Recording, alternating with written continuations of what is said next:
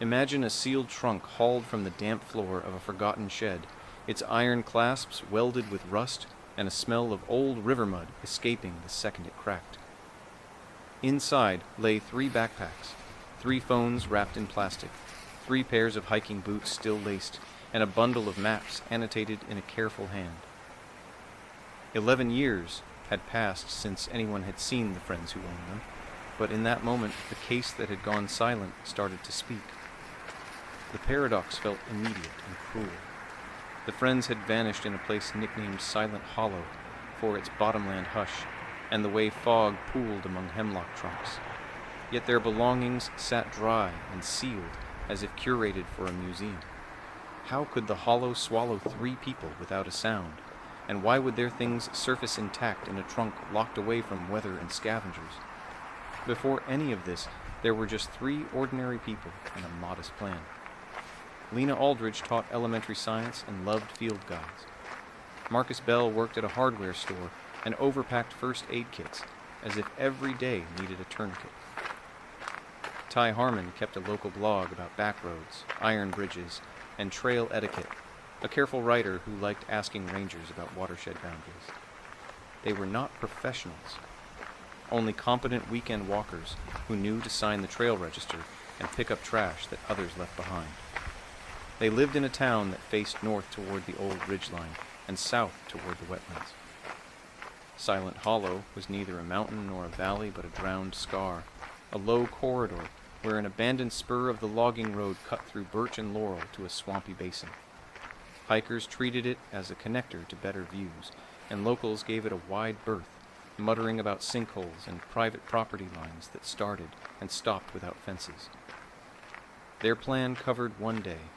They would enter at the Mill Trace pull-off, follow the blazed connector 2 miles to the hollow's rim, loop across the old causeway of shale, and return before dusk. Ty posted the intention on his blog that morning, noting that the forecast promised high pressure and dry air. They took 2 cars but left one at home.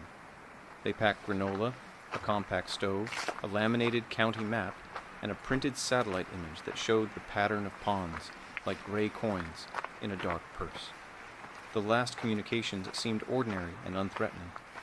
Lena texted her sister that they were setting off and that they would be back by 6. Marcus told his manager he would swap shifts if needed. Ty wrote a short note to his followers, suggesting that anyone new to the connector should watch for a faint side path that misled hikers onto posted land, and that they would report conditions after. None of them indicated concern. They reached the trailhead, according to the register, at 9:33 in the morning. The pen streak left by Ty's name trailed slightly where the felt tip snagged. A hunter's truck had arrived earlier, and a couple with a dog had signed in after. The dog's name filled the line in a looping, childlike script, a detail that would later haunt the investigating detective because it proved how ordinary that day had felt to everyone else. Midday in Silent Hollow had a particular atmosphere. The wind that moved over the ridgeline pressed down like a hand, and the sound of the highway faded to a distant seam of noise. Pools lay beneath cattails with black water that never fully reflected the sky. The connector narrowed through rhododendron tunnels where a wrong step could twist an ankle into the invisible void between roots. They walked anyway, because thousands had done so before, and the quiet was the attraction. By 3 in the afternoon, clouds appeared that were not in the forecast. Ty would have noticed, but weather in that pocket changed without warning, because the hollow was a temperature trap. Lena would have called it a microclimate, and would have explained adiabatic cooling to anyone listening. Marcus would have checked the map again, the way he always did when the light dulled and the shadows grouped together early. When they did not return by 6, no one panicked at first. Traffic sometimes caught a person, and sometimes a hiker found a track of animal prints and lost time tracing them. At 7:30, Lena's sister texted again. At 8:15, she called and received no answer. By 9, she and Marcus's manager compared notes. Ty's blog had no update, which was unusual. The alarm moved in stages. At first, there were calls to friends who might have seen them.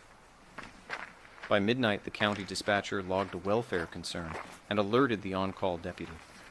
The deputy drove to Mill Trace, found their car, and ran plates to confirm ownership. He saw no damage, no sign of forced entry, nothing that screamed violence. He did note an empty energy drink in the cup holder, the kind Marcus liked when he worked early shifts. At dawn, the search began. The county sheriff's office coordinated with the volunteer rescue squad and the state police. A helicopter circled the hollow at midday, its downdraft stippling the water until it looked like a field of black wheat. K-9 units swept the trail register, the parked car, and the first half-mile of the connector. Civilian volunteers fanned out with radios, told to stay within sight lines and to avoid the private logging parcels that abutted the preserve. The terrain foiled them. Ridges broke into gullies that filled with fallen trees. Old drainage ditches opened like mouths covered in leaves. There were mine prospect pits from a century ago. Some mapped and some guessed at, all of them dangerous. A misplaced footstep sank to the knee and sometimes the hip. The hollow offered no footprint wider than a palm that stayed firm for more than a yard. Initial theories rose and fell with each hour. Investigators considered the possibility of a simple wrong turn leading to hypothermia, yet the weather had been mild, and the friends were experienced enough to backtrack. They examined whether the trio had decided impulsively to leave the state or stage a disappearance, but bank accounts, paychecks, and digital footprints remained untouched. The phones were silent. Drones flew thermal sweeps at dusk and produced nothing but the heat of deer. The registered hunter and the couple with the dog were interviewed. They had walked their own paths and seen no one. A game camera captured the hunter entering the far ridge at 10, then again at 5 in the afternoon, without any sign of the trio crossing his route. The camera's lens showed a square of gray hemlock bark, then a blur when a squirrel leaped across, as if the forest itself had shifted to hide the truth. On the second day, searchers found a bandana snagged on thorn. It did not belong to any of them. On the third day, they found a water bottle of the brand Marcus bought, but it had been there for a season, its plastic opaque with algae. On the fifth day, the official incident commander expanded the radius. By the seventh day, the incident log filled with rows of checked boxes and polite despair. The families watched the staging area like people studying a tide. Each return of a search crew brought a moment of sharp hope, and then the sag of another negative report. The rescue squad noted the family's composure in the log, and then crossed out the entry, as if putting it into words gave it too much permanence. A priest walked by and did not speak. The sheriff looked older by the hour. On the ninth day, a volunteer spotted something submerged in a beaver pond, fabric tangled in submerged branches. Divers entered and found a soggy tarp that had likely blown from someone's campsite months earlier. They found nothing beneath. The pond bottom was muck and old silt that swallowed a probing pole to the handle. By the 12th day, the search scaled back.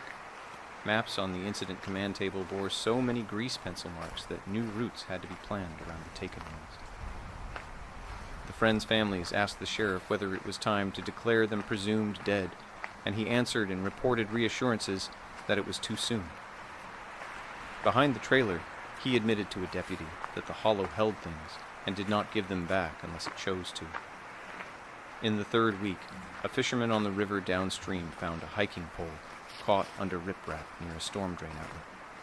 It could have belonged to anyone, and it carried no scratches that matched those in Ty's photos. The department kept it anyway because possession mattered when evidence refused to introduce itself. No one announced the find to the press. Then the case cooled. Months replaced days. Volunteers ran new loops each season, more out of duty than hope. Families held small gatherings with candles, and the town placed 3 modest plaques near the trailhead. Ty's blog froze on the last entry, a neat timestamp like a pin sealing a specimen. 2 years passed. A hunter reported hearing a woman's voice near the ditching on the south side, something like a call for help that dissolved into the wind. Another year rolled by. A storm pushed a maple across the trail, and the township cut it with a chainsaw, leaving the rounds to rot where they fell. Finally, 8 years had gone. and the detective assigned to the case used the word cold in a memo. Yet cold did not mean lifeless. A power company crew clearing a right-of-way on the west side found a tarred box under leaf litter, its corners sharp like something stored with intention. Inside lay nothing but nails. Later that same season, a maintenance worker for the abandoned mill found footprints along a service path that ended at a locked chain. He shrugged and thought no more about it. In the 11th year, the property next to the old mill changed hands after a tax sale. The purchaser was a junk hauler who specialized in clearing out barns and sheds. On a wet April morning, he pried open a small shed with sagging doors and saw the trunk sitting beneath a collection of bent tools. The trunk looked ordinary except for the smell, a sweet and stale odor of plastic that has been sealed for a long time. He dragged it into the light, cut the brittle rope that held its handles together, and noticed the welded hasp.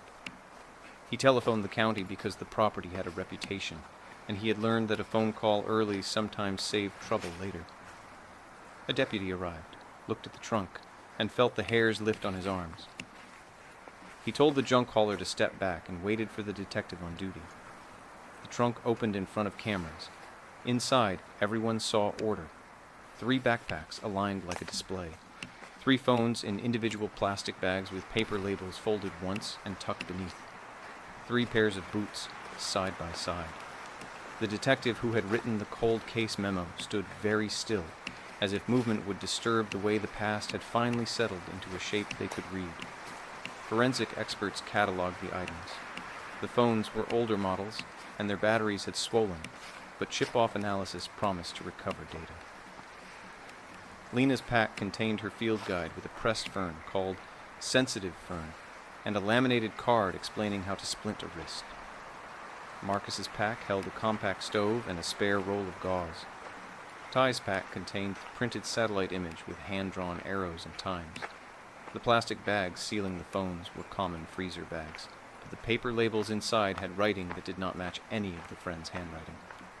The ink bled slightly, as if the labels had been written in haste on damp paper. Each label had a first name, a date, and a location. Mill Trace, North Ditch, Hollow Rim. The dates matched the day of the disappearance.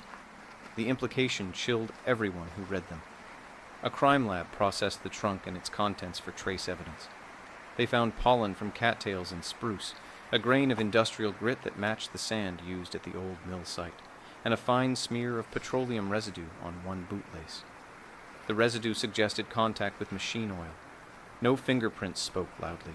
Prints smeared and partials overlapped. Still, the presence of the trunk and the meticulous arrangement pushed the case away from accident. The phones resisted immediate access, but partial data emerged. Time-stamped photos taken early in the day showing trailhead gravel, a blurred shot of a woodpecker, and a final image from Ty's phone of a narrow footpath running between Laurel, not the main connector, but one of the faint side paths he had warned about. The metadata placed that photo on the west side of Silent Hollow, near a property line that had always existed on paper, but not in fence posts. Detectives reclassified the case as a probable homicide. They reviewed property records around the West Rim and saw a parcel that had changed owners twice in a decade, both transfers tied to taxes and once to a probate case. Archived satellite images revealed a small outbuilding that had deteriorated and then been patched with corrugated metal. Old surveillance footage from the mill road, preserved by sheer accident on a retired server in the county building, showed a battered pickup truck making irregular visits during the year after the disappearance, and then stopping entirely. They examined the pickup's make and model and cross-referenced repair records in local garages. The list of owners narrowed to a handful of names. Among them was a man who lived alone in a trailer not far from the West Approach, a person known to complain about hikers crossing boundaries and to call the township line about dogs off leashes. Neighbors described him as a loner, secretive and sour in his judgments of everyone else. His name was Eldon Pike. He worked odd hours for cash hauling scrap and fixing small engines. He had once applied for a firearms permit and been denied for paperwork reasons. then told his neighbors that the government expected people to allow trespassers to walk wherever they wanted. He kept his yard clean to the eye of the road and let the back acre grow rank and unfriendly. Detectives obtained a warrant to search the old parcel on the west rim, now owned by the tax sale purchaser, because the trunk had likely rested there under someone's control. They found disturbances in the soil near the outbuilding, as if things had been buried and then later removed. Beneath the floorboards lay sawdust compacted into greasy layers, the kind created by cutting metal and wood with the same tool. A trap door in the corner offered a shallow crawl space that smelled like wet paper and age. Inside the crawl space, a rusted steel drum sat on bricks. The lid had been cut and welded back on. A pattern emerged. Containers sealed, opened and sealed again. The drum held nothing but the smell of solvents. Behind it lay a cabinet with 3 narrow drawers. The drawers contained fishing lures, a broken compass, and a folded, hand-drawn map of the hollow, with the connector blacked out in thick ink and a side path traced in red. They brought Pike in for an interview. He told them he had no knowledge of any trunk. He claimed he had stayed off the west parcel for years because the owner before the tax sale kept a mean dog. He dismissed hikers as fools who ignored signs. He displayed a particular resentment toward people who wrote blogs about trails because he believed they attracted outsiders who left trash. His tone stayed flat, neither angry nor frightened, and that flatness bothered the detective more than any outburst would have. The lab returned a crucial finding. On the inner seam of one of the plastic phone bags, beneath the folded label, technicians lifted a degraded fragment of skin cell DNA, consistent with a male relative of Pike. Pike had no known children. He had a brother who had died 7 years earlier in a worksite accident. The familial match suggested that one or both brothers had handled the bags. This aligned too neatly with the timeline of the truck on the mill road. Investigators dug further into the probate file following the brothers' death. It revealed that the west parcel had been informally used by both brothers for dumping scrap and storing equipment under the old owner's unrecorded permission. There were notes about a planned lease that never materialized, and a list of items stored there that included drums, a chain hoist, and a trunk. No one had cataloged the contents of that trunk when the estate unraveled, and no one had been compelled to account for it. The case tightened around Pike like a collar. Under a second warrant, detectives searched his trailer. They found repair manuals, jars of screws, a clean countertop, and a drawer containing 3 folded maps printed from Ty's blog, with annotations in a cramped hand. One annotation circled the side path visible in Ty's final photo and noted a phrase, "Wrong turn to ditch line." In a shoebox under the bed, they found a roll of labels of the same brand and weight as those in the trunk. Still, absence remains a problem in forensic work. There were no bodies, no definitive scene of violence, no confession. A prosecutor could build a case around the trunk, the labels, the maps, the familial DNA, and the circumstantial pattern of Pike's comings and goings. But jurors demanded bones, and the hollow had swallowed every trace. The detective knew that circumstantial evidence could be strong, yet fragile at the same time. The investigative pivot came from an unexpected corner. A municipal crew, dredging a storm drain half a mile downstream, unearthed a bundle of fabric wrapped around something rigid. Inside lay a length of aluminum tubing, a bootlace threaded through it, and a small metal clamp. The configuration resembled a crude tourniquet or a restraint. The clamp bore faint scratches that matched the teeth of a particular brand of vise used for engine work. The lab found traces of old blood in the weave of the fabric. The quantity and age defeated straightforward analysis, but mitochondrial markers aligned with maternal relatives of Lena. The probability statistic did not declare certainty, but it narrowed the possibilities to a family line already at the heart of the case. The device's improvisational nature suggested panic or opportunistic control rather than premeditated equipment. And yet, the careful storage of belongings in the trunk told a different story. Detectives revisited the west rim and brought a ground-penetrating radar team to the ditch line near the traced side path. The radar indicated subsurface anomalies shaped like narrow cylinders, possibly old culvert sections. They excavated and found a concrete pipe section buried deliberately. Within the pipe, sealed at both ends with poured mortar, lay the folded remains of clothing and a bundle of nylon cord. No bones rested there, but the cord showed knots consistent with constriction against soft tissue. Forensic experts examined knot patterns and fiber compression. They found signs of rapid tightening and load bearing consistent with restraint under stress. Adjacent soil samples held microfragments of bone dust and tooth enamel. At first, this suggested later contamination by animals, but a closer look identified cut marks at right angles, a sign of tool contact. That pointed to human agency and a place where something violent had happened. Investigators widened the dig along the ditch line. They located a second concrete pipe with a similar seal. This one contained a small camera, the compact kind hikers carried more often before phones improved, with a memory card corroded but recoverable. Data specialists coaxed out a handful of damaged images. One showed a stand of birch and a figure near the edge, indistinct but shaped like a man in a cap, standing still as if waiting. The image lacked resolution for facial recognition, but the proportions and a faint reflection on a trailer hitch ball visible through the trees suggested the make of a truck. The older footage from the mill road had captured a similar hitch. Individually, these were weak threads. Together, they braided into a rope. The prosecutor told the detectives to keep digging, not in soil this time, but in records. The final discovery arrived during a heat wave when the river ran low and slow. A pair of scrap metal collectors walked the dry margin below a culvert and noticed an unnatural seam in the concrete, a line where someone had patched a cut. They hammered it using a chisel they carried for prying rebar. A wedge of concrete fell away to reveal a black plastic interior.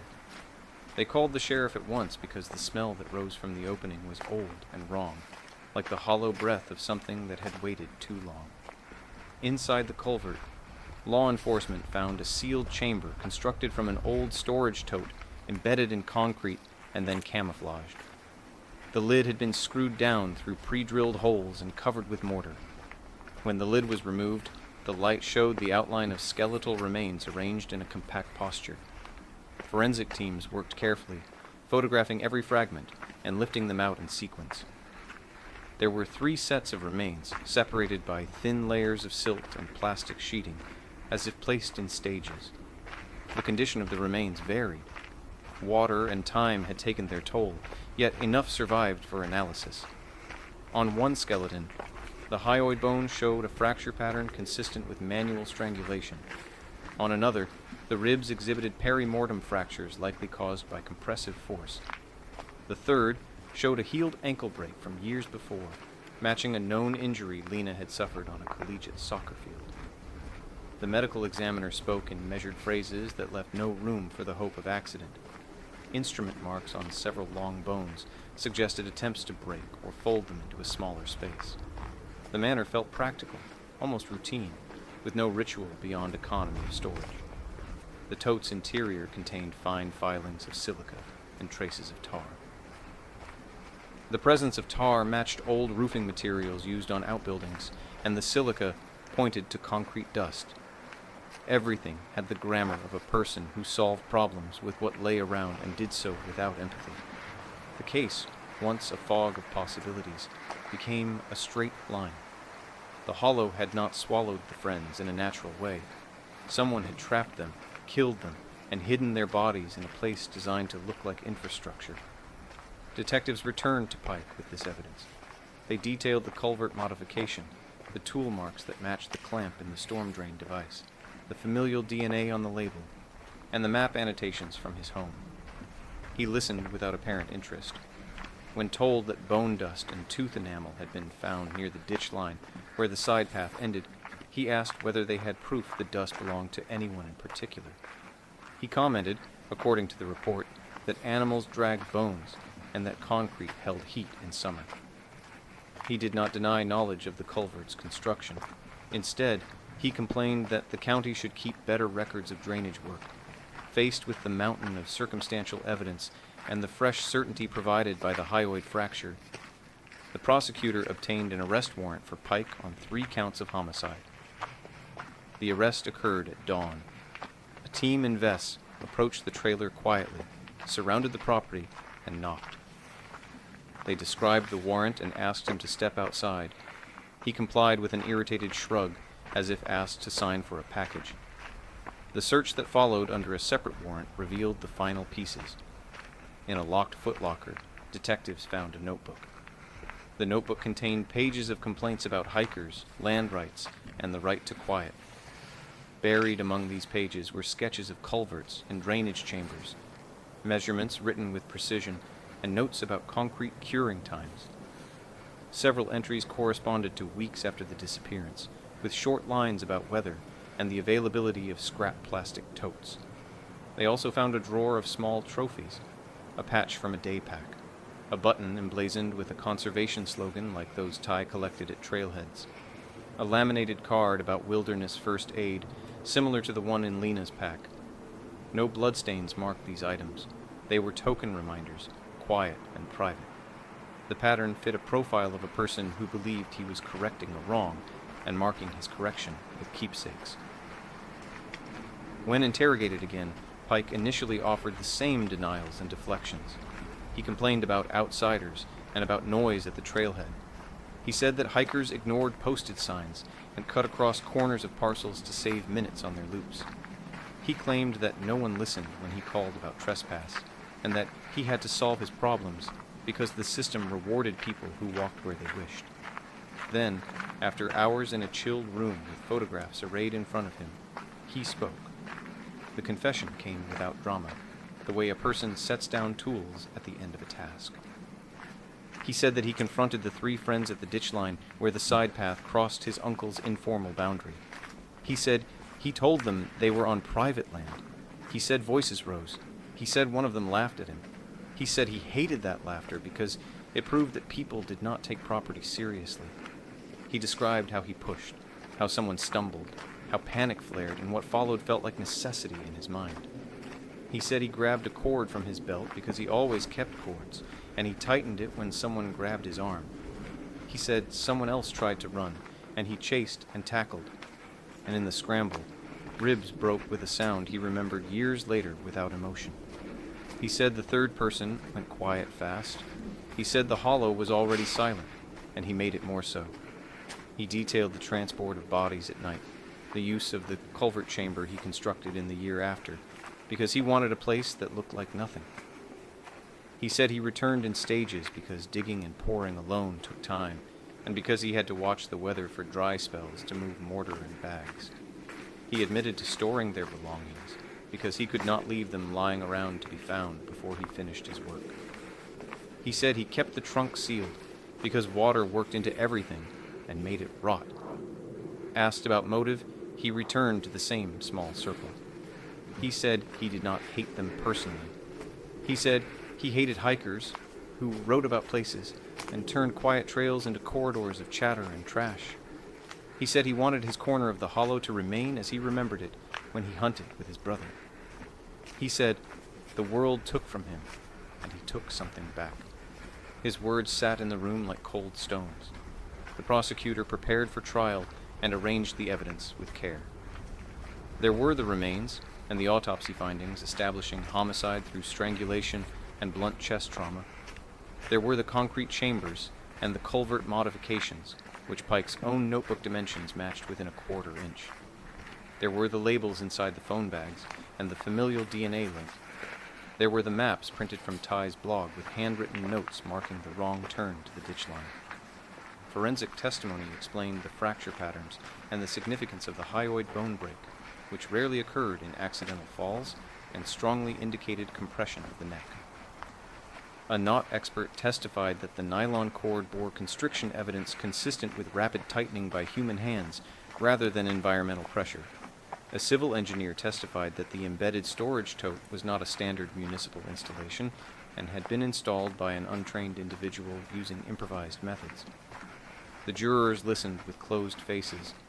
The defense tried to lift reasonable doubt from the gaps. They suggested that the remains could have been moved by third parties. They argued that familial DNA could lead in the wrong direction, and that Pike's brother might have been the actor. They said the confession had been coerced by hours of isolation and dramatic presentation of images, but the detective testified that Pike spoke evenly and voluntarily, and recordings played of his monotone descriptions of the night by the ditch line. The trial stretched for weeks, a slow march through sorrow. Families sat together in the gallery and heard the clinical language of autopsy reports applied to their loved ones. The court displayed a reconstruction of the culvert chamber on a screen for the jurors, and the outline of 3 small silent forms stayed on that screen for a minute longer than anyone wished. No one used names during those slides, only case numbers, dates, and anatomical terms. Precision made the loss both more distant and more undeniable. The verdict came back as guilty on all counts of homicide. The judge pronounced sentence as life imprisonment without possibility of parole, citing the calculated concealment, the absence of remorse, and the cruelty of a motive so small that it felt like mockery of the lives it ended. Pike stood as the sentence fell and blinked as if light had entered a dark room for which his eyes had not prepared. He asked nothing and offered no statement to the families. In the weeks after, crews returned to Silent Hollow to remove debris around the culvert and to mark the side path clearly as closed. The county erected a new sign at the trailhead that included a short message about respecting posted land and following official blazes. Volunteers replaced the plaques with a single marker that bore 3 names and the dates discovered. Ty's blog remained frozen, but a final entry appeared written by his sister, a plain note that thanked readers for their patience and asked them to treat wild places gently. The sealed trunk rested on a shelf in the evidence room, inventory number embossed on its lid. The detective who had carried the case through its long winter sometimes stopped to look at it. He considered how the trunk had held order while the hollow had held silence, and how both had conspired to delay the truth. He thought about how a human mind could reduce 3 lives to a boundary dispute and then enforce that dispute with cords, mortar, and darkness. In the end, the truth proved shocking, not because of elaborate schemes, but because of the banality of the motive. A loner who prized quiet over compassion confronted 3 ordinary people, and in a burst of paranoid entitlement turned them into a problem to be solved with hardware and a culvert. He stored their belongings with the same tidy impulse he used to sort screws and labels. He arranged bones to fit space. He hid the bodies in something that looked like infrastructure because he believed that if it resembled a utility, no one would disturb it. The case reached its legal conclusion with precision and finality. The court sentence did not rebuild anything that had been broken, yet it acknowledged the harm with the only tool the law possessed. Years traded for years, a life confined as a measure against lives removed. The families walked out of the courtroom carrying photographs in envelopes, and the town that faced the ridgeline and the wetlands resumed its routines with a stiffness around the trailhead. Silent Hollow returned to quiet, but it was a different quiet, one that carried the knowledge of what had happened there. What remained, finally, was a somber lesson about the shape evil sometimes takes. It was not a monster from the deep woods, or an unknown traveler who drifted through like fog. It was a neighbor, a man who measured culverts, sorted labels, and confused control with justice. 3 friends entered the hollow with maps and good sense, and they met a person who gave ordinary grievances the weight of a verdict. The cruelty was not grand. It was small and exacting, and it cost everything.